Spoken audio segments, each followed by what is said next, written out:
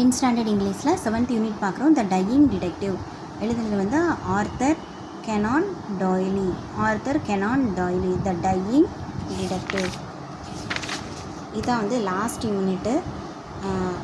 Joseph Bell was born in Edinburgh. ஓகேவா, Joseph Bell அப்படின்றவர் வந்து எடின்பர்கில் பண்ணியிருக்காங்க. இவர் sir lecturer in medicine whose detective approach to diagnosis inspired Arthur Conan Doyle's character Sherlock Holmes. Sherlock Holmes எல்லாருக்குமே தெரியும், படத்துலலாம் கேட்டிருப்போம். ஸோ இதை வந்து இந்த கேரக்டர் உருவாக்குனது யார் அப்படின்னா ஆர்த்தர் கெனான் டாய்லி. ஸோ இதுக்கு இன்ஸ்பிரேஷனாக இருந்தவர் யார் அப்படின்னா ஜோசப் பெல். ஓகேவா, த wider picture in Scotland at this time is set out in our historical timeline. So Joseph Bell அப்படின்றவர் வந்து எடின்பர்கில் இருந்திருக்காரு. So lecturer in medicine whose detective approach to diagnosis inspired. அதாவது அவர் டயக்னோஸ் பண்ணுறதுக்காக நிறையா வந்து கண்டுபிடிச்சிருக்காரு, டிடெக்டிவ் வேலையெல்லாம் பார்த்துருக்காரு. ஸோ அதை வச்சு இன்ஸ்பயரான ஆர்த்தர் கெனான் என்ன பண்ணியிருக்காருன்னா ஷெர்லாக் ஹோம்ஸ் கேரக்டரை வந்து உருவாக்கியிருக்காரு அப்படின்னு சொல்கிறாங்க. ஓகேவா, அடுத்து சார் ஆர்த்தர். இப்போ ஆர்த்தரை பற்றி பார்ப்போம். சார் ஆர்த்தர் இன்டெஜினஸ் கெனான் டைலி. இது வந்து British writer, best known for his detective fiction featuring the character Sherlock ஹோம்ஸ்க்காக தான் இவர் ஃபேமஸாக இருக்கார். Field of crime fiction. சரியா, Doyle wrote short stories featuring the famous detective.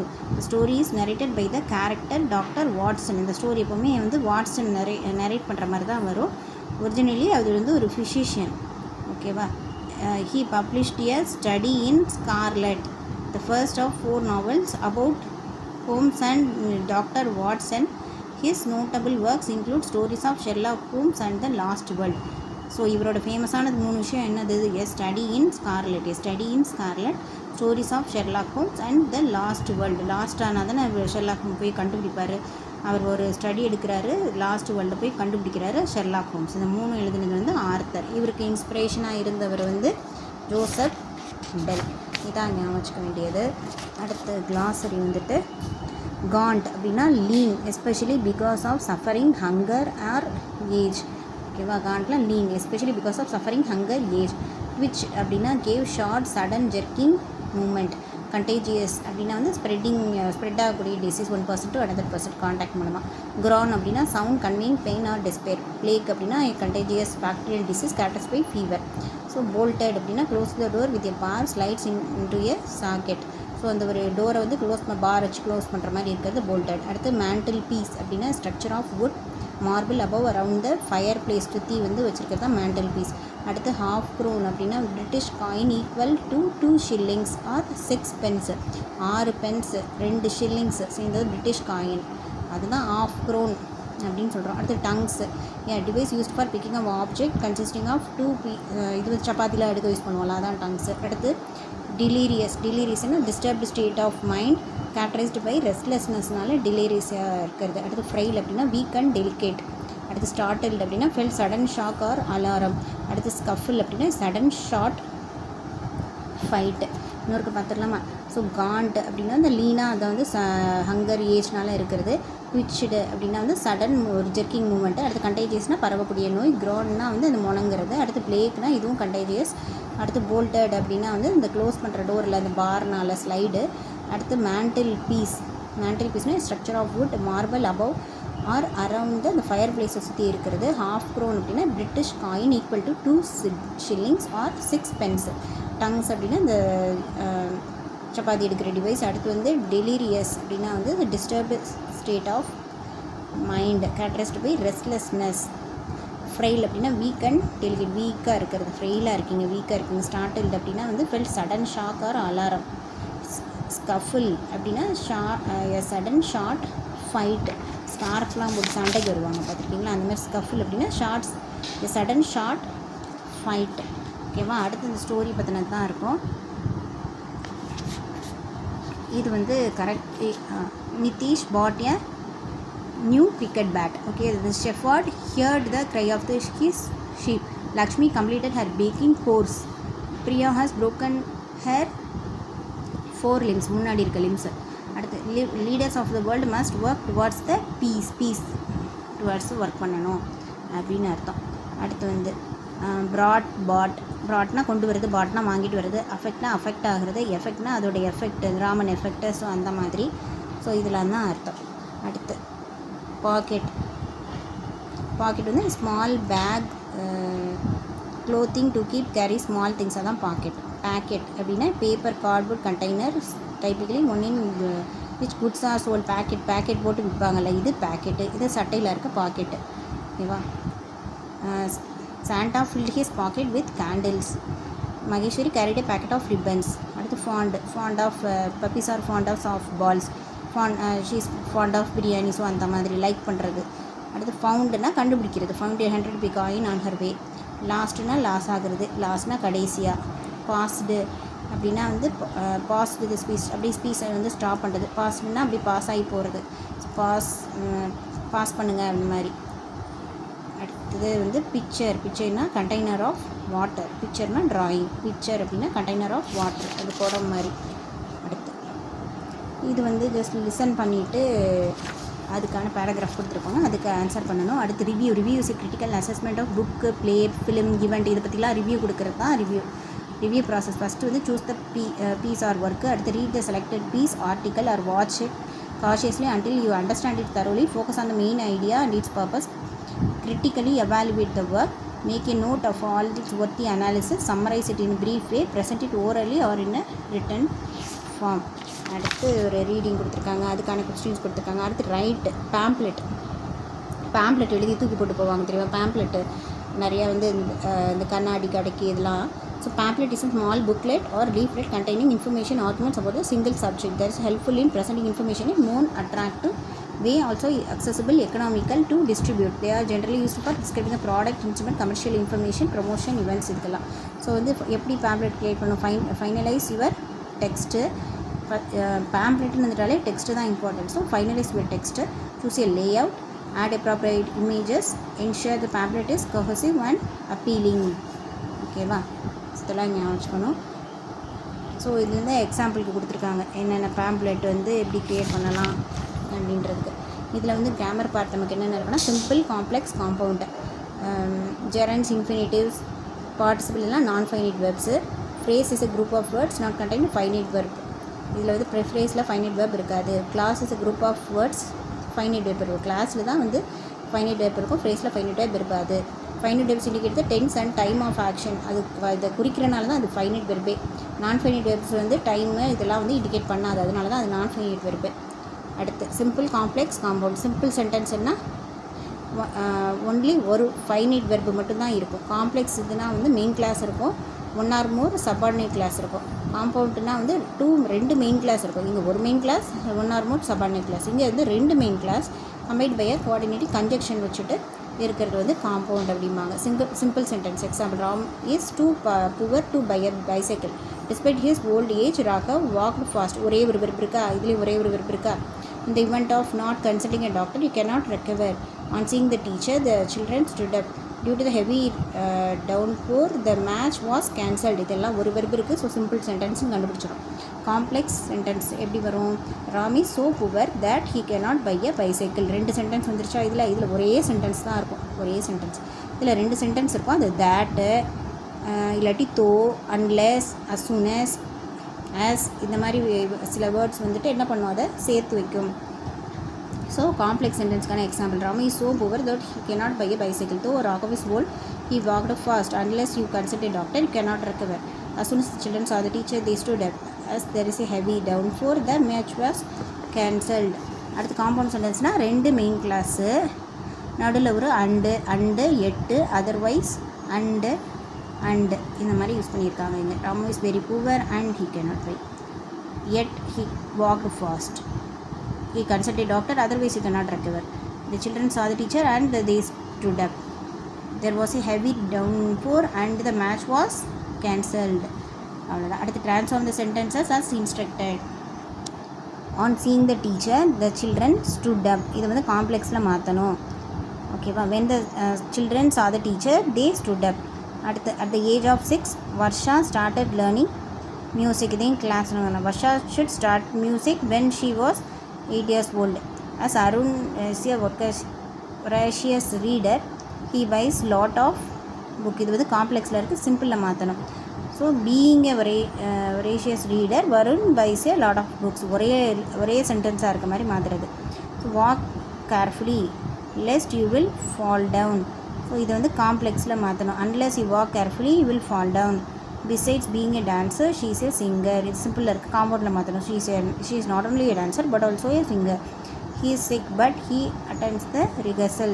So இது காம்பவுண்டில் இருக்குது, சிங்கிளில் மாற்றணும். in spite of his sickness he attends the rehearsal. அடுத்து if Meena reads more she will become proficient in the language. இந்த காம்பவுண்டில் மாற்றணும். Meena reads more. Meena should read more, otherwise she will not become a proficient in that அப்படின்ற மாதிரி. அடுத்து Radha was இங்கே இருக்கு. he confessed that he was guilty. இது வந்து சிம்பிளாக மாற்றணும். due to இல்லாட்டி வந்து being guilty he confessed that the boy could not attend the special classes due to his mother's illness. So இந்த காம்பவுண்ட் வந்து could not attend the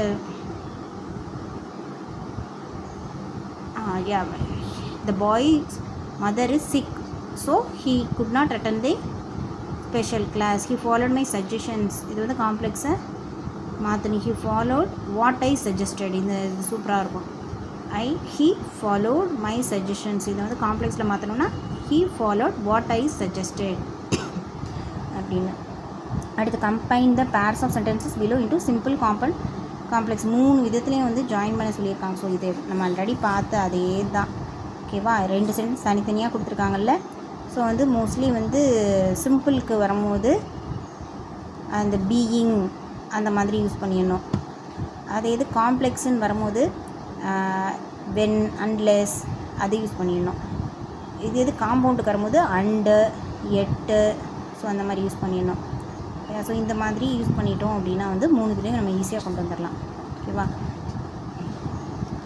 சிம்பிளில் வந்து நம்ம இன்ஸ்பைட் ஆஃப் அதுவும் வந்து யூஸ் பண்ணிக்கலாம். பீயிங், இன்ஸ்பைட் ஆஃப், அல்து, தோ கூட ஆக்சுவலி வந்து தோ வந்து காம்ப்ளெக்ஸில் தான் வரும். ஸோ பீயிங், இன்ஸ்பைட் ஆஃப், அதை வந்து நம்ம ரெஸ்பெக்ட் ஆஃப், இது வந்து நம்ம சிம்பிளுக்கு யூஸ் பண்ணிக்கலாம்.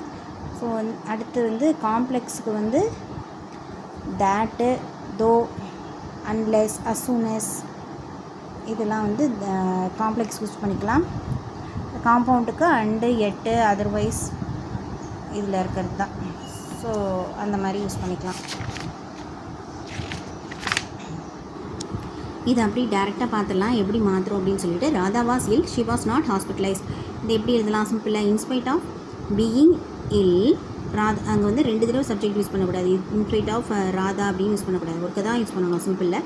So in spite of being ill Radha was not hospitalised, அவ்வளோதான். அடுத்து காம்ப்ளெக்ஸ் வந்து Radha was ill, Radha was though Radha was ill she was not hospitalised. Though அவருக்கு எல்லாம் இருந்த போதிலும் அவன் ஹாஸ்பிட்டலில் அட்மிட் பண்ணப்படலை. ஸோ இங்கே தோ மட்டும் யூஸ் பண்ணுறோம். அடுத்து காம்பவுண்ட் வந்து Radha was ill but she was not hospitalised, அவ்வளோதான். ஃபர்ஸ்ட் லைன் முடிஞ்சு. அடுத்து the students were intelligent, they could answer the question correctly. The intelligent students could answer the questions correctly. அப்படி ஒரே லைனில் மாற்றிடணும், ஒரே சென்டென்ஸ். அடுத்து காம்ப்ளெக்ஸ் வந்து as the students are was intelligent, they could answer the questions. Compound வந்து the students were intelligent, so they could answer correctly.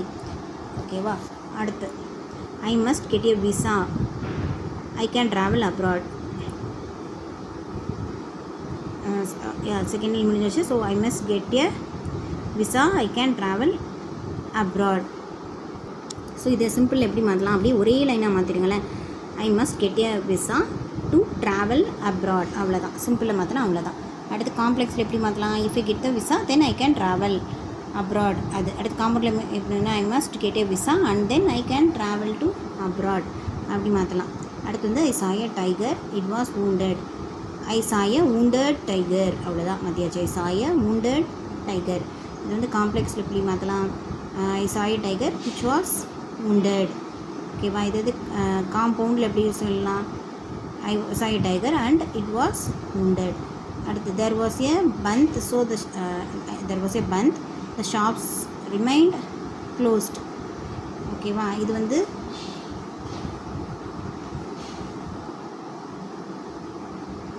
காம்ப்ளெக்ஸில் மாத்திரப்போ since there was a month the shops remains closed.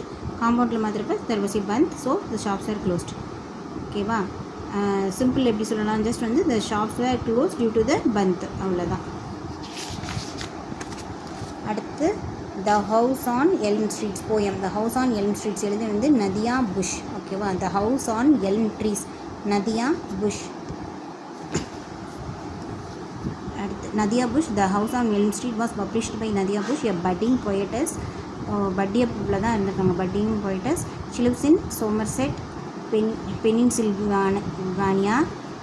She used this poem for his English class because she was told to write a dark poem. Dark poem ஒன்று எழுதிட்டு வர சொல்லியிருக்காங்க. So ஒரு பட்டியை பண்ணிக்கிட்டு இருக்க ஒரு பொயட்டஸ் தான் நதியா, அவங்க வந்து எழுதிட்டு போயிட்டாங்க. poem describes a mysterious house and a never growing tree. The poet fears growing inside the house. So வந்து ஒரு டார்க் போயம் வந்து எழுதியிருக்காங்க. டார்க் போயம் எது அப்படின்னா the house on Elm streets. ஞாபகம், Elm street one of the most common street names in the US. Flicker அப்படின்னா to shine unsteadily, flicker ஆகுறது, அப்படி லைட் விட்டு விட்டு எரிங்களா. அது டெம்ப்டட் அப்படின்னா வந்து provoked someone to do wrong, வந்து வற்புறுத்துறது, டெம்ப்ட் பண்ணி விடுறது, வற்புறுத்தி தப்பாக செய்கிறதுக்கு. அடுத்து ரூமர்ஸ் அப்படின்னா ஃபால்ஸ் ஸ்டோரிஸ். ஃபேட் அப்படின்னா to vanish gradually, fat out ஆகுறது. ஸோ இது நமக்கு தெரியும். திரும்ப இது மாதிரி பார்க்கலாம். எல்ம் ஸ்ட்ரீட்னா யூஎஸில் இருக்க ஸ்ட்ரீட்டு. ஃப்ளிக்கர் அப்படின்னா விட்டு விட்டு எரியுது. So to shine unsteadily. அடுத்து tempted, provoked someone to wrong. Rumours அப்படின்னா ஃபால்ஸ் ஸ்டோரிஸ். ஃபேட் அப்படின்னா டு வேனிஷ் கிராஜுவலி. ஓகேவா, அடுத்து இதில் என்ன ரைம் ஸ்கீம் இருக்குது அப்படின்னா it sat alone, what happen there is still today unknown. Dark poem அப்படின்னு ஞாபகத்துக்கிட்டே படிக்கணும். It sat alone, what happen there is still unknown. It is a very mysterious place and inside you can tell it in a ton of space, but at the same time it is back to the bone. At night the house seems to be alive. Lights flicker on and off. It's often tempted to go to the house. What really about fear takes over me அப்படின்னு சொல்லிட்டு ஃபுல்லாக ஒரு பேய் வீடை பற்றி சொல்கிற மாதிரியே தான் அந்த போயம் இருக்கும். ஸோ இதில் வந்து என்ன, alone, unknown, place, space, phone. So வந்து ஃபஸ்ட்டு 2 ஒன்றா இருக்கா, அடுத்து 2வது 3வது ஒன்றா இருக்கா, அடுத்து 5வது வந்து இந்த ஃபஸ்ட்டு மாதிரியே தான் இருக்கும். ஸோ வந்து unknown, alone, unknown, phone, alive. 2வது அப்படி கிடையாது, அலோன், அன்னோன், போன். இது 2 ஒரே மாதிரி இருக்கும். ஸோ இதில் வந்து இந்த ஃபஸ்ட்டு ஸ்டான்ஸா செகண்ட் ஸ்டான்ஸா அப்படின்னு சொல்லி கேட்டிருக்காங்க. அடுத்து வந்து ஏ தனியாக இருக்கும். அடுத்து 2வது இதில் வந்து alive, off, house, about, me. ஓகேவா, இதில் வந்து லாஸ்ட் லைன் ஒரு இந்த செகண்ட் தானே, மே மைண்ட்.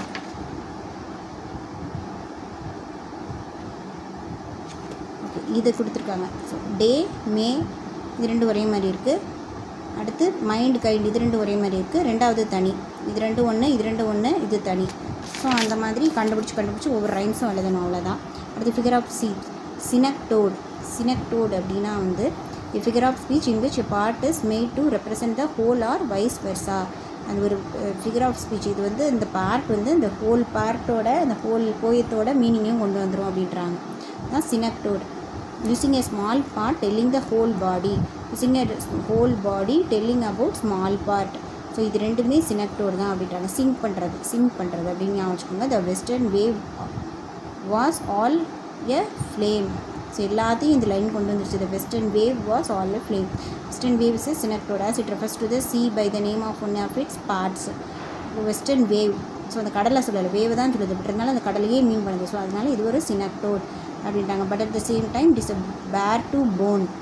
ஸோ இது வந்து அந்த போன் ஸ்ட்ரக்சரையே வந்து இதை பண்ணுறது அப்படின்னு சொல்லிட்டு மொத்தமாக எல்லாத்தையும் சேர்த்து மீன் பண்ணுது இதில் அப்படின்னு சொல்கிறாங்க. ஸோ இதில் வர்ற சினக்டோடு எது அப்படின்னா வந்து பேர் டு த போன். ஓகேவா, அடுத்து வந்து பேரடாக்ஸ். பேரடாக்ஸ்னால் நேர்மறையானது எதிர்மறையை வைத்து சொல்லுதல். ஃபிகர் ஆஃப் ஸ்பீச் என்பது statement contradict itself. To bring peace we must war. Peace கொண்டு வரணும்னா அதுக்கு வார் வேணும்னு சொல்கிறாங்க. பி க்ரூயல் டு பி கைண்டாக இருக்கிறதுக்கு க்ரூயலாக இருங்கன்னு சொல்கிறாங்க. இது வந்து தான் எக்ஸாம்பிள், பேரடாக்ஸ்க்கு எக்ஸாம்பிள். ஓகேவா, சினக்டோட்னா சிங்க் பண்ணுறது, சின்னது பெருசை சின்னதாகவும் சின்னதை பெருசாகவும் வந்து அப்படி மீனிங்கில் கொண்டு வர்றதுக்கு சிங்க் பண்ணுறது. பேரடாக்ஸ் அப்படின்னா எதிர்மறையான meaning. It is just sit there, never getting small or never getting tall. Small tall 2 மாறி வந்திருக்கா. ஸோ அது வந்து ஒரு பேரடாக்ஸ். அடுத்து ஆனமோட்டோபீடியா. ஆனமோட்டோபீடியா ஆல்ரெடி பார்த்துருக்கோம். in which wherein word imitates the sound associated with the object it refers to. So வந்து இந்த சவுண்டை வந்து ரெஃபர் பண்ணுறது தான் இது. Pitter patter rain drops on my pane. So வந்து இதெல்லாம் வந்து மீனிங்ஃபுல் கிடையாது, ஜஸ்ட் அந்த சவுண்டை வச்சு எப்படி கொண்டு வருது. Light flickers on and off. So light flickers வந்து அது வந்து சவுண்ட் வரும்ல, ஸோ அதை மீன் பண்ணுறாங்க. அடுத்து rhetorical questions. What is so rare as a day in June. So what question வருது, how could they this be, what happen in the house. கொஸ்டினாக இருந்தாலே அது ரிட்டாரிக்கல் கொஸ்டின்ஸ் தான். ஸோ அடுத்து ஹைப்பர்போல் அப்படின்னா நமக்கு தெரியும், மிகைப்படுத்தி சொல்கிறது. ஆனோமோட்டோபீடியா அப்படின்னா வந்து சவுண்ட்ஸை பற்றி சொல்கிறது. இப்போ திரும்ப பார்த்துடலாமா. சினெக்ட்னா ஒரு பெரிய விஷயத்த சின்னதாகவும், சின்னது விஷயத்த பெருசாகும். அதாவது மாற்றி சொல்கிறது கிடையாது, பெரிய விஷயத்த ஒரு சின்ன லைனே வந்து மீனிங்கை சொல்லிடும், ஃபுல் மீனிங்கையும். அதே மாதிரி ஒரு சின்ன மீனிங்கை வந்து ஒரு பெரிய சென்டென்ஸ், ஒரு பெரிய பேராகிராஃப் வச்சு சொல்கிறதும் சினெக்டோடு தான். ஸோ இதில் என்ன இருக்குது, இட்ஸ் பேர் டு போன். அடுத்து பேரடாக்ஸ்னு எதிர்மறையாக சொல்கிறது. ஸோ ஸ்மால் டால் அப்படின்னு சொல்லுது. அடுத்து ஆனோமோட்டோபீடியா அப்படின்னா சவுண்டை வச்சு, ஃப்ளிக்கர் சவுண்டு. ரிட்டாரிக்கல் கொஸ்டின்ஸ் அப்படின்னா questions, how good, what happen. So இதெல்லாம் ஹைப்பர்போல்னா எக்ஸாஜரேட் பண்ணுறது. ஆனோமோட்டோபீடியா அப்படின்றது சவுண்டை வச்சு சொல்கிறது. அடுத்து டைலமா சப்ளிமெண்ட்ரி. டைலமா சிலாஸ் வேர் மிச்சல். டைலமோ அப்படின்றது 2 மனைநிலை அப்படி டைலமோலேயே இருக்குது. சிலாஸ் வேர் மிச்சல். சில பேர் அப்படி தான் டைலமோலேயே இருப்பாங்க அப்படின்னு ஞாபகம் சில பேர். ஸோ டைலமா அப்படின்னா சிலாஸ் வேர் மிச்சல். இதில் வந்து dear Tom, this box contain large number of pigeon blood, rubies, diamonds, blueberries இதெல்லாம் இருக்குது, ப்ளூ பியல்ஸ் இதெல்லாம் இருக்குது அப்படின்னு சொல்லிட்டு டாம்க்கு எழுதின மாதிரி ஒரு story. Doubt me open it. இந்த டோரை வந்து ஓப்பன் பண்ணு அப்படின்ற மாதிரி, இந்த பாக்ஸை ஓப்பன் பண்ணு அப்படின்ற மாதிரி ஒரு கதை. ஓகேவா.